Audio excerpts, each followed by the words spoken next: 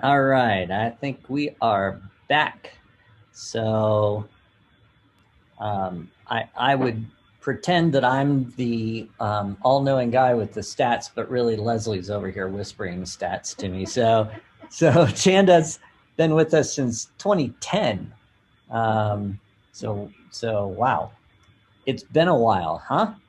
It's been a while. And at our very first ERSCon, we had some ladies wanted to take a picture, and we kind of dubbed you at that show the Ladies of Vinyl. And then It's stuck I with us. think that's right. And then I think since then you started a women's business group on Facebook. What's the name of that group? The ladies of vinyl. Is it? Oh, okay, Or great. the women of vinyl, I think is Women what of we Vinyl. actually call it. Yeah, great. Yeah. That's awesome. All right, so hopefully we have everybody back. Why don't you, before you get into the particular challenges that women face in the industry, and by the way, it is so strange that to me, right, that this is even an issue.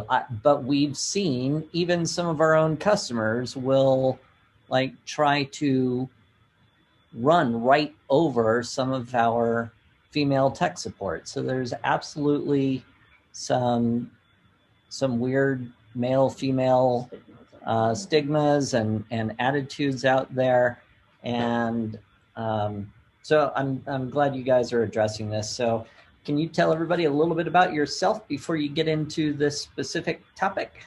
After I correct Rob, time out. Uh-oh. Women in Vinyl and Jim Edmonds. That's the true title. Right, Chanda? That's right. I almost put a picture of Jim on here, but I thought, you know what? I'm supposed to be talking about women in business. I better leave Jim out of this. I did. That's hilarious. We love Jim. Go ahead, Chanda. Let's talk about you. Okay. They've already introduced me. My name is Chanda McFarland. I actually have a party rental business in Cleburne, Texas. It is called Inflatable Party Magic. I started that business almost 20 years ago. I'm starting my 20th season this year. We're pretty excited about that. I started in ERS quite a while after that, but ERS quite changed my life. It made things a lot easier because I had life on the go, and it made it to where I could pick up and go with me. But that's a little bit about me. I'm going to share a little bit about what I know about women in business today. I know that I think women face some unique challenges and some unique obstacles.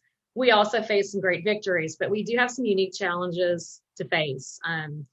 Number one, I think women are really passionate about their businesses. Don't get me wrong, I'm not excluding the men here. I know that you men care about your businesses, you put everything you have into it, but us women tend to take our passion to an emotional level, and we become, I think, emotionally attached to our businesses, or at least I know that I have. My business has kind of become my baby, and I take it very personal, probably a lot more personal than most guys out there. So that being said, I'm going to start with my story.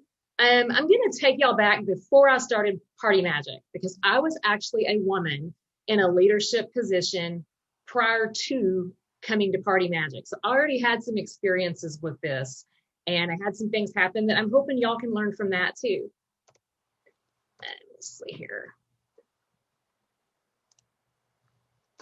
Okay, my story. Now, I am going to give away my age here. I'm just going to say, and to keep you from doing the math, I'll just tell all of you, I am 50 years old. I will be 50 years old this year. Not ashamed of that. I don't mind sharing it. I have a lot of energy. My kids and everybody tell me I'm the Energizer Bunny. So it doesn't bother me. It doesn't slow me down any. But that will tell you kind of where I am now, because I'm going to take my story back to the early 1990s. Back in the early 1990s, I was in my early 20s. I had started as an HR director at a governmental entity. At that time, that field was very male dominated and it was very age dominated. However, I was hired into a very rural center. I was not aware of that, and I was a bit sheltered for probably my first year there. Then all of a sudden, my CEO let me know that I was going to have to attend this HR consortia. I was going to do this once a month at our state capitol, and it would be great. I would have all of this information that I would learn, I could share. I was going to do great things. I was excited. I was really excited about doing this. So I went. I was excited till I got there. Okay, I went. I walked in this meeting room. And when I walked in this meeting room, there were 75 other HR directors there, 73 of which were male, all between the ages of 35 and 70. I was 22 years old. So the minute I walked into the room, they all looked at me and told me they thought I had the wrong room and I probably should go back and ask where I needed to be. Once I finally convinced them where I was from and that I did belong there, I mean, you could have heard a pin drop. The room was so silent because this was new. I was setting some new precedences here. But what I faced that day was not good. I will tell you. I also found out that being blonde was a problem. I faced the dumb blonde jokes all day. I hardly got to speak, so they didn't know if I had any valuable information or not. I left that meeting that day angry and had 2 more days to go. So when I left that meeting room, I went and found my CEO sitting in the hotel bar, and I'm like, you and I are going to talk. And he smirked, and I knew then he knew exactly what he had thrown me into. And that's what I told him. I said, you threw me into the lion's den. And his first response to me was, how so? And I said, they treated me like I was a dumb blonde all day. I hardly got to talk. I told him my experience, and he sit there, and his response to me floored me, but it was, I'm disappointed in you. And at that point, I had no words. I didn't know what to say. I think steam was probably coming out of my ears. And I just sat there for a minute, and he said, I am disappointed in you because you allowed that to happen and you didn't stand up for yourself. And he said, I think it's time that you learned a lesson in respect. And he said, in my book, there's 2 types of respect. There's personal respect and there's professional respect. Professional respect is something that you've got to command, he told me. You don't get it. You command that respect. It doesn't come easy. And you have to demonstrate why you deserve it. And if you do it the right way, you can get that relatively quickly. The second kind of respect, I think, is something we're all pretty familiar with. It's the personal respect, and you earn that. It takes a little bit of time to get that, to earn the respect and loyalty of people. I left there that day, though, and I learned something. And it's something that I have carried with me the rest of my life. And that is that you'd have to command the respect. And if you don't take anything else out of this today, take that with you, because I've carried that and that has helped me. No matter who you are or what you're doing, if you're not getting the respect, take it. It's yours. You've got to prove why you deserve it, but take it.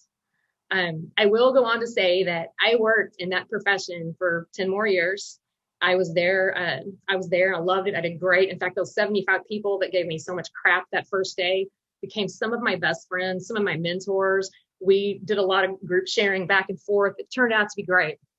But about 10 years later, I then had 4 children. I had a 9-year-old, a 7-year-old, and I had twin boys that were 4 years old. And I was traveling all the time. I was at the state capitol more than I was at home. That was starting to become a problem. I had lost who I was. Who I was gone. I was now Trent, Justin, Lauren and Ashley's mom. I was Billy's wife, and I was an HR director. There was no me anymore. There was no time for me because I was running. I was constantly running and doing things for everybody else. I didn't have time for myself. So finally, my husband and I sat down one night, and he looks at me and he says, hey, this has kind of gotten crazy. And he said, you have a gift when it comes to kids' parties. You're awesome at throwing our kids' parties. You are awesome at helping all of your friends throw their parties. I think you have something with that. And he said, why don't you start a business doing it? And I kind of laughed it off and then looked over on my dresser. On my dresser, a set of brochure from a casino of all things that we had been to. And the name of that casino was Casino Magic. And I think you know where I'm going from here. They had the logo of the top hat and the little magic stick. And I looked at my husband and I said, okay, it's Inflatable Party Magic. And Inflatable Party Magic was born. I started it in 2002. When I started it, I started out very, very small, very humble. I started out in my backyard, in my garage, and I had 2 bounce houses and I had a slip and slide water slide. That was it. When I started this, one of my best friends that had been my best friend since I was in middle school was determined she was going to help me do this. And I let her, but I'm going to tell you in retrospect, before you let your best friends do things, think about it. Make sure that you're very similar in work ethic. I'm a workaholic and I'm the Energizer Bunny. So you take both of those things and put them together with somebody who's not, and it's not a great combination, not when it comes to business. But we did make this work for a while. When it started great. When I started my business, you've got to keep in mind that there was no Google, there was no Facebook. I didn't have any easy ways to market or get my name out there or bring people in. What there was phone book ads and there was newspaper ads. The problem with phone book ads is you had to wait almost a year to get in them. So I had to be creative. I had to figure out, how am I going to get this business out there? How am I going to get the bookings? And so she and I were like, we are at the ballparks every night. We are there for kids' practices. We travel to all these other towns. We know they exist. We know parents are there, and we know our target audience is there. So I would put my kids to bed at night and develop this marketing material, which I would laugh at now. It was so basic, but I would take this marketing material, I'd go to the printers, I'd print it, and then we would run at night to the ballparks and we would put out flyers on all the cars. We would have our kids help us. When our kids got through practicing, we would go to different towns and do that. Within about the second day of doing that, I'm telling you, the calls started flooding in. It was like we knew then we were going to be successful. It was flooding in. My 3 little inflatables that I had were already booked out for 3 or 4 weekends all at once after the second day. So we're like, crap, we don't have enough material here. We need more inflatables. So I was buying them from a company in Garland, Texas called Inflatable Giants. Y'all may remember them. I was buying inflatables as fast as they could make them for me. And by the time about 9 months went by, my friend and I had 15 inflatables. We had a popcorn machine, a cotton candy machine, a snow cone machine, all that good stuff. We were doing well, but she was burned. She was burned out. Working the amount of hours that we were working was not working for her, and she wanted out. So we came up with a fair price. I bought her out. And then my dad, and I was always a daddy's girl, my daddy called me and said, hey, I know I gave you a really hard time when you left your job, and he did. And here comes the woman thing again, because the one thing he told me when I left my job is, for a woman, you make really, really good money. You're never going to replicate that. Do not leave your job for this fad of a business. So now he's calling me and he's eating crow because he saw what this business can really become. And that's what he told me. He said, you have something and you're going places with this, and I want to be a part of it. He said, why don't you let me buy in? He said, you have 15 inflatables. You need more. You don't have the capital to buy as much as you need. So let me buy 15 more and let me put in the capital that matches what you've put in over and above those inflatables. And you run it. He said, you're doing great at managing it. You're running it. I want you to keep it. All I want to do is the labor side of it and the maintenance side of it. And I'll help you with anything you ask me to do.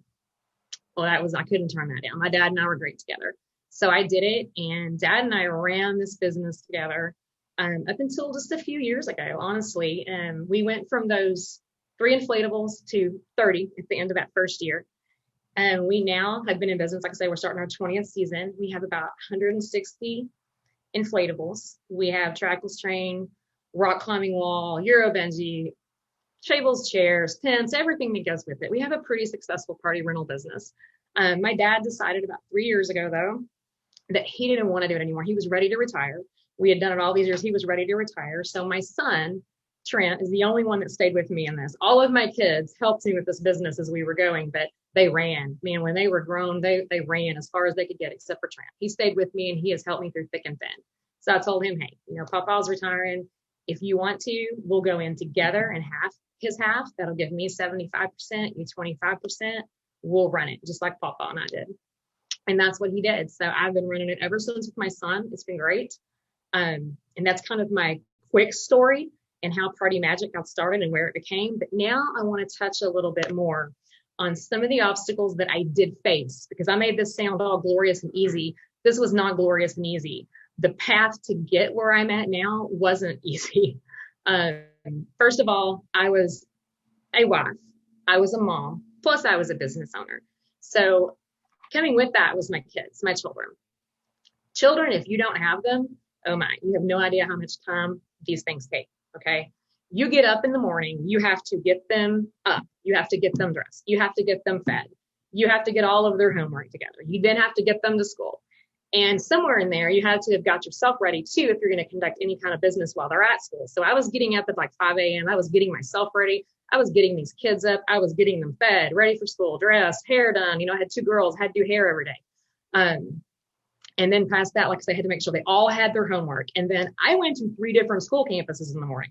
So by the time I got done, it was 8:30, 9 o'clock, dropping them off. I had to be back there at 3 o'clock. So anything I was going to get done for my business was going to get done between the hours of 3:30 and between the hours of 8:30 and 3 p.m. I ran like a crazy person. I was going to churches. I was meeting with youth pastors. I was going to schools and meeting with PTA presidents, you name it. I was getting everything I could, and I was accomplishing a lot between those hours and getting a whole lot done. And my business was exploding because of what I was doing. But then I always knew I had to be back at 3, and at 3 starts the whole other mom role, because when you come back at 3 and you pick them up, everything else starts. Their extracurricular activities start, homework starts, baths, showers start, all that good stuff. Then when you're finished with the kids, you still got all the home stuff you have to take care of. You have got cleaning, you have got cooking, you have got laundry. And I will be the first one to tell you, there were weeks that my laundry, you'd walk into my laundry room, it would just be stacked. If you clean, it'd be stacked, because I'd wash and dry that stuff and I'd pull it out. My kids would come and ask where their clothes were, and I'd tell them, go dig, it's clean, just dig. So they got used to that. But that's what it was. And I was a taxi service. Oh my gosh, I had a Suburban. Do not ever buy a Suburban, because you can hold more children than what you have. And so everybody wants you to come get their kid as well. Oh, but they're all going to the movie night.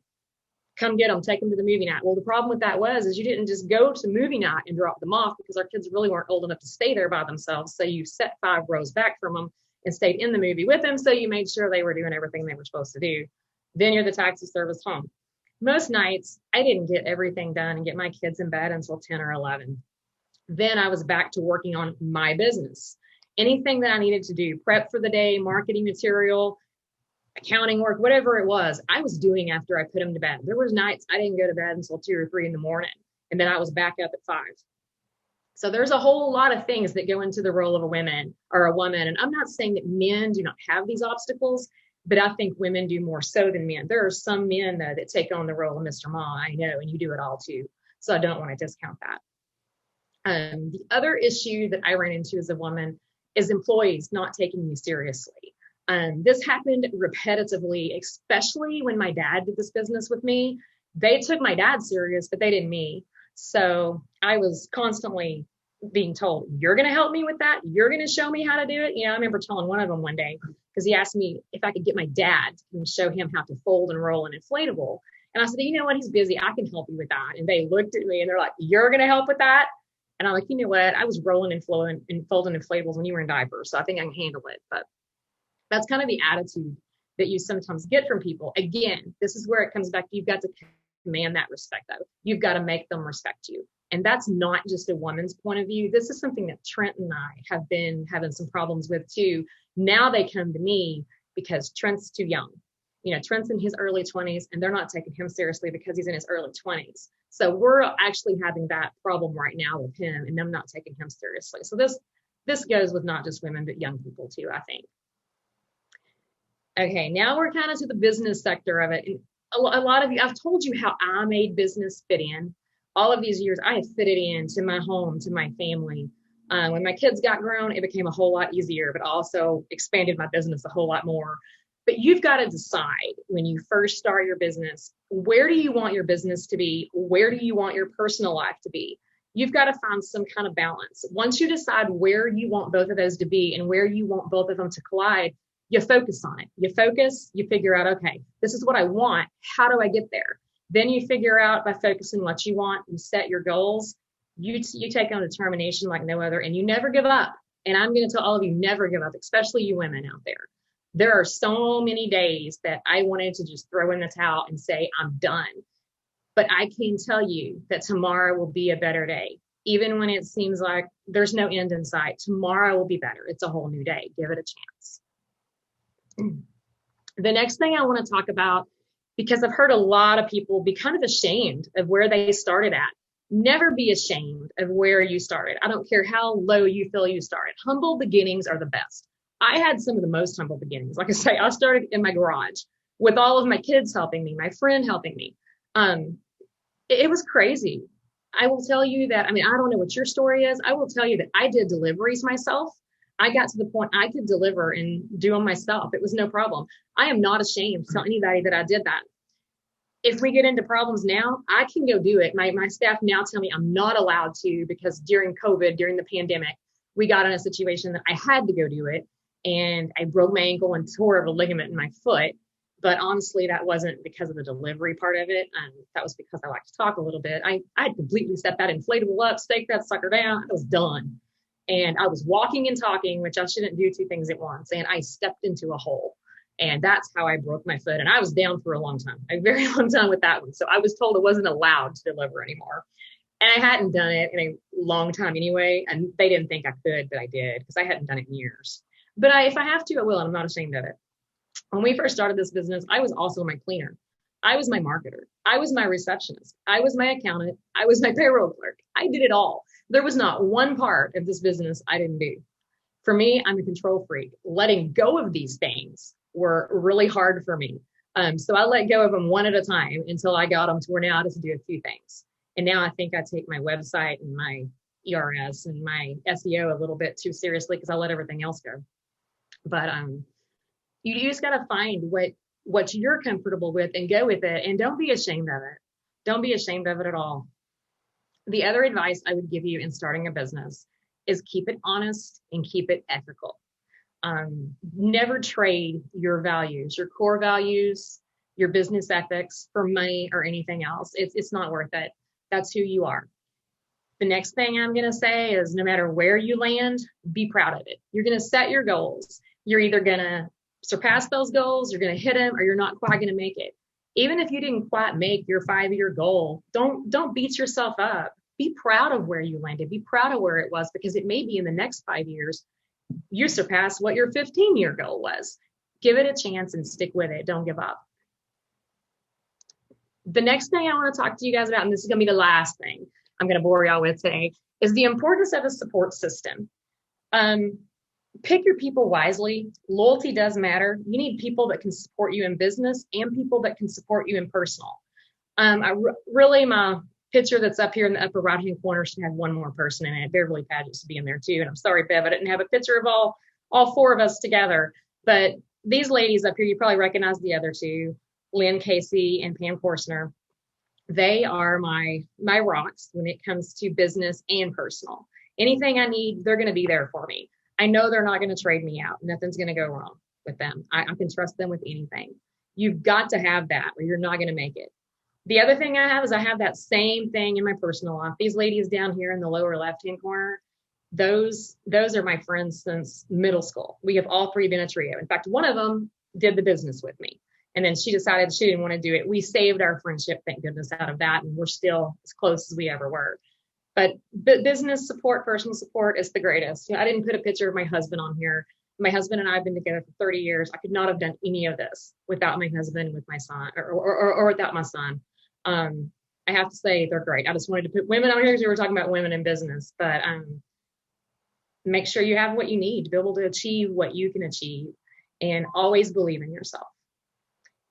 And that's pretty much going to be a wrap. I'm sorry if I kept y'all a little bit long. Like I said, I'm going to end it with this. Our 20th season begins with Inflatable Party Magic, and I'm excited.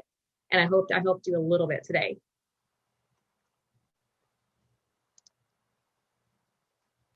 Hey, thank you very much. I'm unmuting. Hang on one second. Okay. So, hey, Chanda, you want to stop sharing and just turn on your camera and let's chat for a second? Yes. Thank you, Chanda. Oh, you're welcome. Oh, somebody is asking about money. I think I'd rather just have that go straight to Chanda and she can share or not share. Yeah, they're just asking without numbers, your comparison from year 1 to year 5. Did you really jump dramatically financially? We did. I mean, I'll be honest with you. When we first started our first year, we hit about 100,000 our first year. By year 5, we were at 500,000. And from there, I don't want to discuss my numbers, but yeah. Amazing. Yeah. True success. You're kicking butt. That's the answer. We've done pretty well. I mean, I'm going to be honest. We haven't like quadrupled or anything like that, or even really doubled over that, but I'm happy with where we are, and I hold us where we are. And I hold us where we are because I feel like right now I can control quality and I can control what we do. We get a lot bigger and we can. And plus I don't know that I want the headache. Where I'm at is pretty much the perfect level and I'm comfortable with it. So yeah. I talked to a guy a few years back that builds pools. And I think at one point his company goal was to be the largest in the state, and they had 200 vehicles installing custom pools and all this other stuff. And I was talking to him, and he goes, that used to be my goal. And then I scaled back and realized that,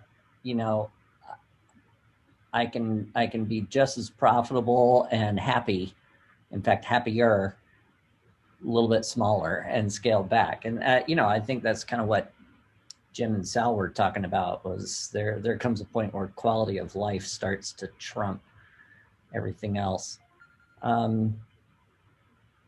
So I don't know. Do we have any other questions that are coming in? I think no, but a lot of positive feedback. You got a ton of positive juju coming to you. Thank you guys for taking the time to listen to me. Yeah, a lot of the positivity is actually wrapped around how positive it feels when you girls are together as a team and working as a team. People like watching and seeing it in the forums, and specifically when we're able to be together, IAPA and things like that, which we all miss. But when you guys are together, even as a team, everybody can feel the love. Definitely. I got a message from somebody today that we always sat around in the hotel lobby at night, a whole group of us. And he's like, I so miss that group. And I was like, I took that for granted. We just thought it would always be there until something like this. But we got almost as much out of the little forums we did as a group in the hotel lobby at night as we did during the day. I absolutely always believed in that. And that's why we tried to make it in person this year. But unfortunately, everything is still kind of shut down here. Let's see. In Q&A? Yeah. Okay. Let's talk about marketing. What types of marketing work best for her company, says L. Sanchez. In the beginning, like I say, it was all on foot and it was all direct. It was getting flyers out there. Then as things started progressing, it became Google. It became my website. Those became my marketing tools. And then also word of mouth. I'll be honest with you, word of mouth was my best thing. I had tons of churches. I had tons of schools. My husband always told me this business was a God thing, because my very first customer was a church. I have an overwhelming amount of churches that I do. And they spread like wildfire, because not only do you get them, then you get your people that are within the church. And then a lot of my church youth ministers have branched off into different things, and they took me with them. So I even go out of state for some of them, but they took me with them. So that's kind of my best thing. I don't do a lot of like AdWords or anything like that, but honestly, I'll usually run those for like a month out of the year. And other than that, I don't. But I have my core group of customers that are repeaters, and y'all help me with that, because those automatic emails, they're like my savior. We always know when they start coming out, because the bookings start flying in and the phones start ringing. So the youth ministers have groups where they get together. So once you get in with one, it tends to propagate to others. We did the same thing with laser tag.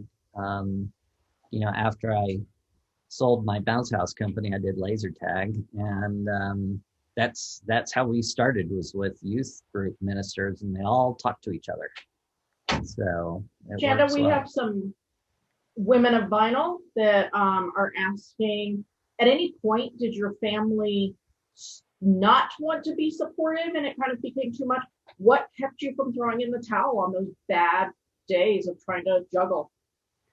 My family is probably what kept me doing it, to be honest with you, because they loved it. They pushed me. There were days that I came home and I was like, I don't want to do this anymore. I was going to quit. And my husband was always like, no, you have come too far. You have got it going too well. You cannot.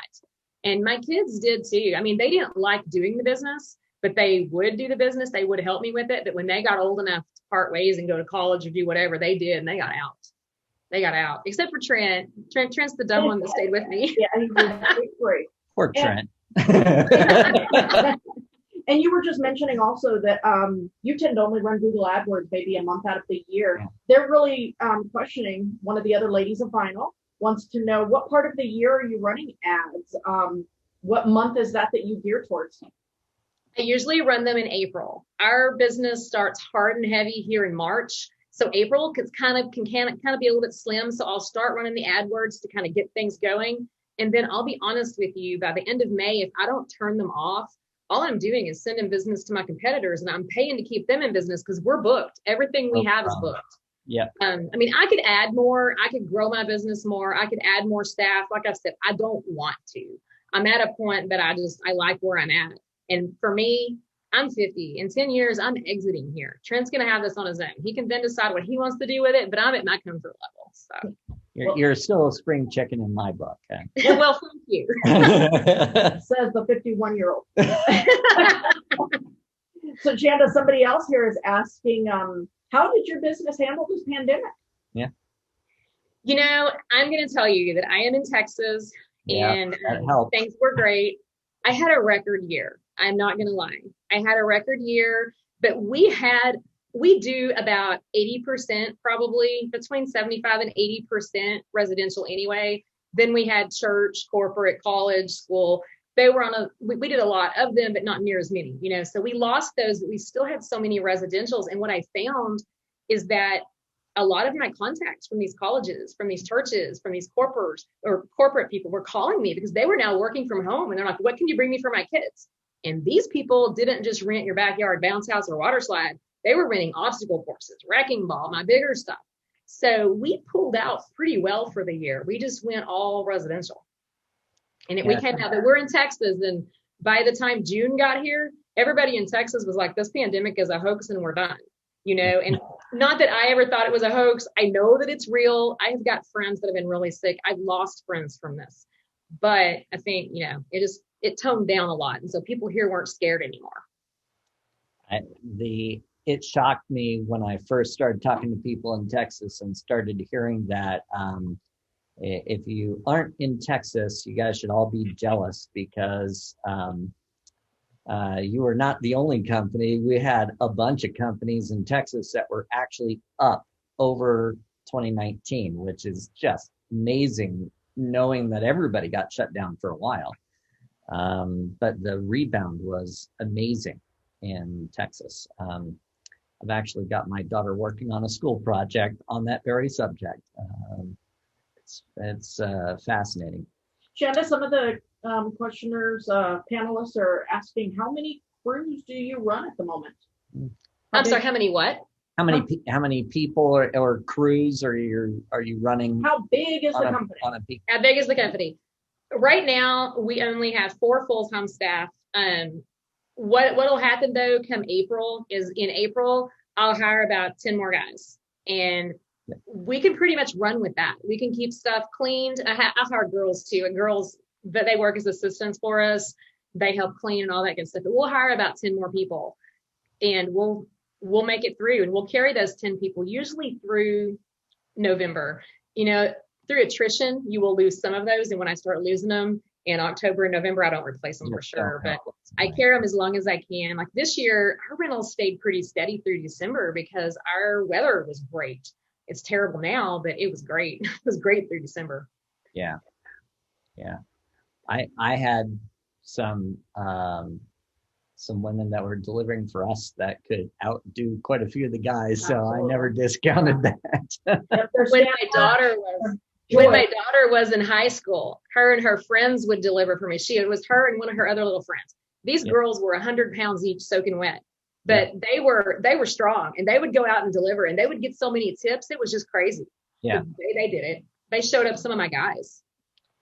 If you learn how to leverage your body correctly, and you can throw around some pretty big weight. I mean, I'm tiny, so I relate to a lot of the girls out there.